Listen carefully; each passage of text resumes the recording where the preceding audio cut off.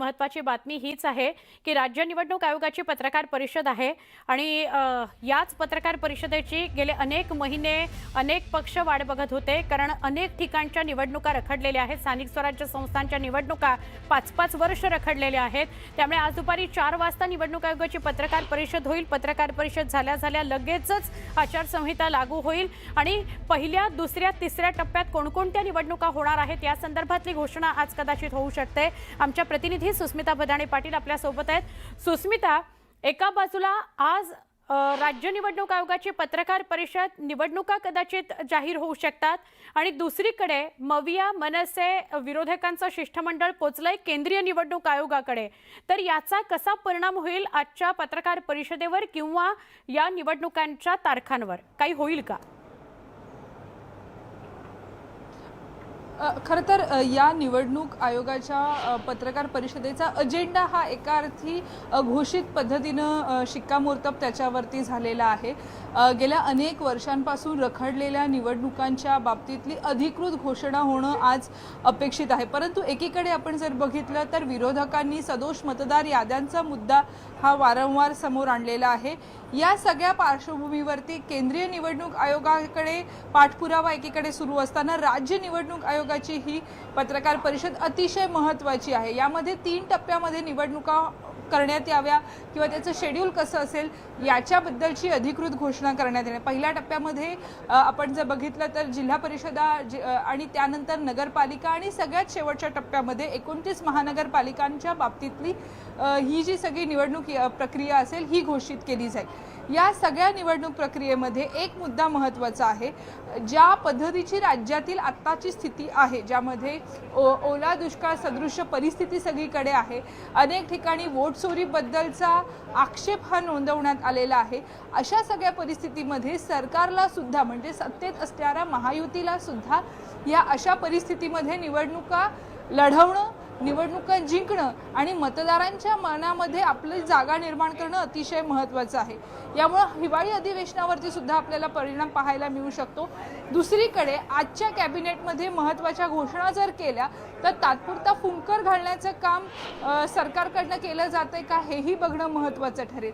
तिसरा महत्त्वाचा मुद्दा म्हणजे ज्या मतचोरीबद्दल अगदी राहुल गांधींपासून राज्यातील अनेक प्रमुख नेत्यांनी अगदी मैदानात उतरून आवाज बुलंद केलेला होता, त्या विरोधकांच्या आवाजाला कुठूनही दाद मिळत नाही अशा पद्धतीचं एक नरेटिव्ह वारंवार अतिशय महत्त्वाच्या ठिकाणी आपण जर बघितलं, अगदी केंद्रीय निवडणूक आयोगाच्या बैठकीमध्ये मोजक्याच लोकांना परवानगी देणं किंवा काही दिवसांपूर्वी जेव्हा मंत्रालयामध्ये उद्धव ठाकरे, राज ठाकरे, शरद पवार स्वतः आलेले होते त्यावेळेला सुद्धा मनासारखी उत्तरं किंवा पटतील अशी उत्तरं निवडणूक आयोगाकडनं देण्यात आलेली नव्हती, अशा पद्धतीची टीका वारंवार होत आहे। त्यामुळे 2 पद्धतीच्या परिस्थितीमध्ये सध्या राज्य आहे। जरी सदोष या मतदार याद्या असल्या, कशा पद्धतीने घोळ होतात हे वारंवार समोर येत असलं तरी सुद्धा निवडणुका रोखून धरणं किंवा निवडणुका पुढे ढकलणं हे चालणार नाही, कारण कोर्टाचे आदेश असल्याप्रमाणे 1 जानेवारीपर्यंत कोर्टानं स्पष्ट केलेलं आहे की निवडणुका घोषित करा,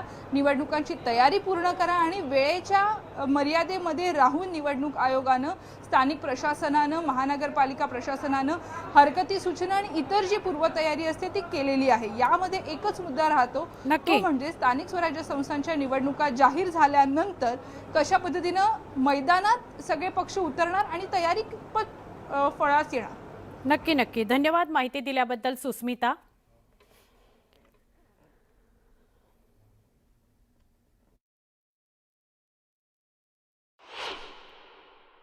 भाजपाच्या सुद्धा लोकांनी मतदार याद्यांमध्ये घोळ झाला आहे हे मान्य केलेलं आहे।